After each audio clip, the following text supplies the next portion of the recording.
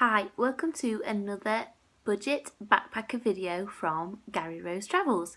Please click like and subscribe for more videos, and also visit GaryRoseTravels.com, and you can now find Gary Rose Travels on Facebook.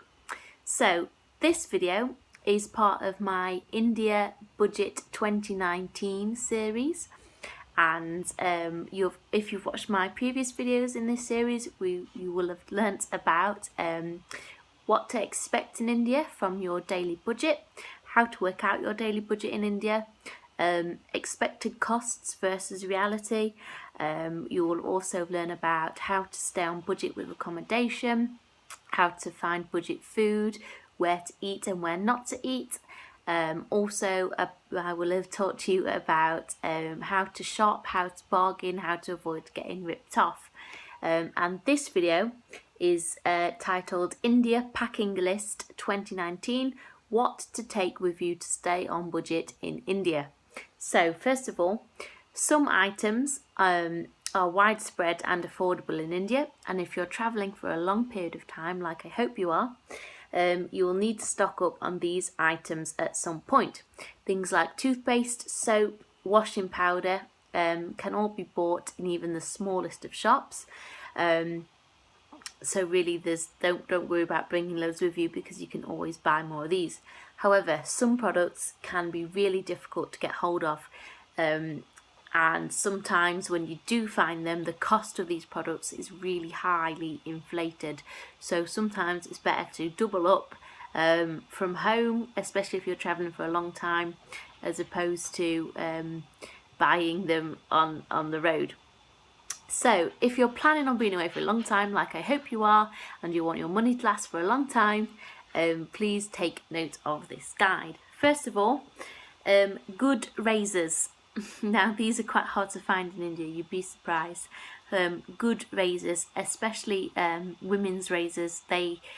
In some towns, some of the major cities, perhaps more affluent parts of India, you'll get the same type of razor, but they will be really expensive. And if you don't get these, then there's just the bog standard men's kind of Bic or like a cheap Gillette type razor, and they're really not very nice. So good razors. I like to take blue classic Gillette razor with interchangeable heads.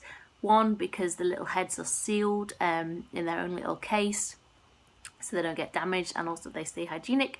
And also because all you're really paying for is the little handle bit with the you click it basically to change.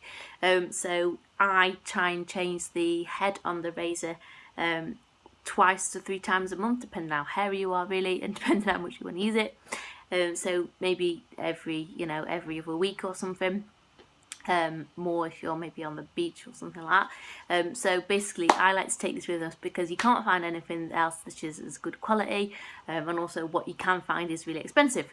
So I always take the classic blue razor and the interchangeable heads with me in a little zippy bag to keep them safe. Facial scrub. This is widely available in India, however it is really quite expensive. Indians, they do like to have a good exfoliate, however their brands are really quite expensive, especially if you're travelling for a long time. You need to make that money last. So what we tend to do is buy 2 really good quality products in England and take that with us, and yeah, we do use it sparingly. However, it is really good value basically if you just spend out in England while you have the money. One other reason why you need scrub is because the pollution can clog your skin quite easily, quite quickly. You'd be surprised how quickly it gets clogged up. This applies to men and women. Don't just cast this aside, men, because seriously you will notice quite a big difference when you start travelling in India, because there's a lot of pollution in the air. Sun cream. Now, being this pale skinned, as you can see, and having the red hair, I do burn really easily, and I am always surprised how much sun cream I actually go through. Now, I have tried to buy it in India before, however we've never been successful, even from big toiletries shops and big pharmacies in Mumbai, we still couldn't find anything which compared to the stuff that you can buy in the UK. So really I would take definitely more than what you need, and also the SPF factor. If you need a high factor, you can't find these in India. The highest you can find really is like a 15 or a 20, and it's not overly good brand. So yeah, if you need some hardcore sun protection, definitely buy it and take it. Also, the sun protection that you do get is it's really inflated the cost, because obviously Indians have lovely brown skin. Even the Indians who aren't overly dark, they still they still don't need as much severe sun protection as I do, because their skin is much more suited to the sun.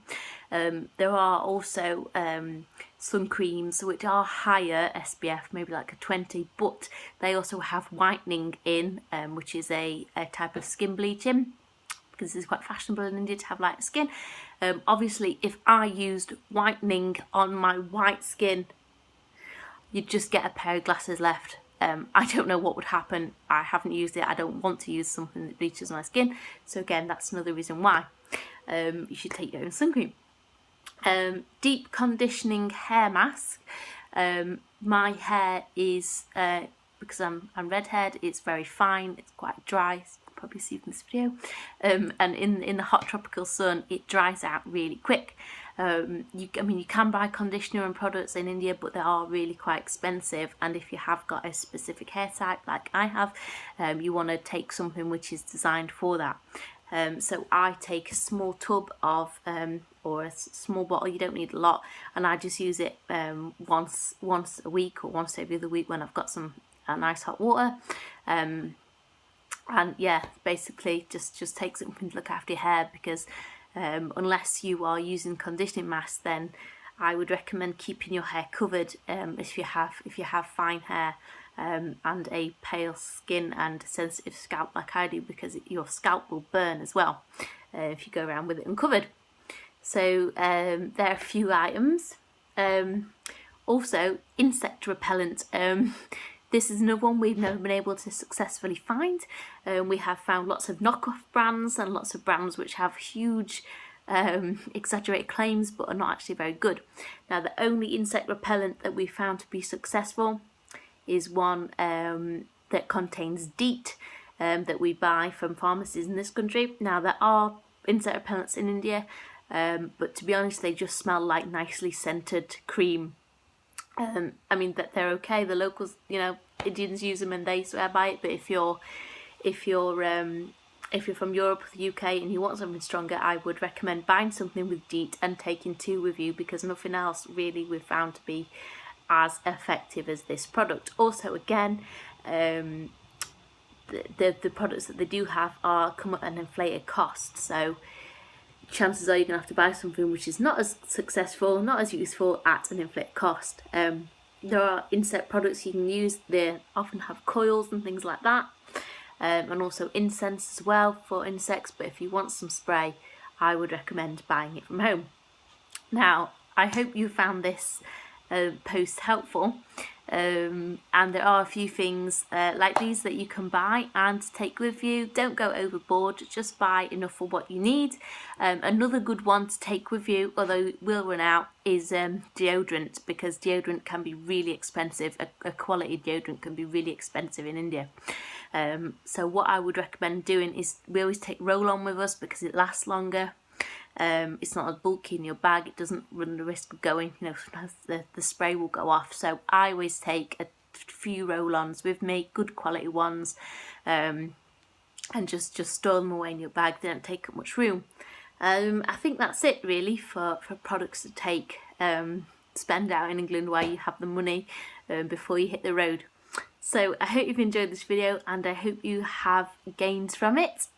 Please come back and check out my next video in this series. Thank you.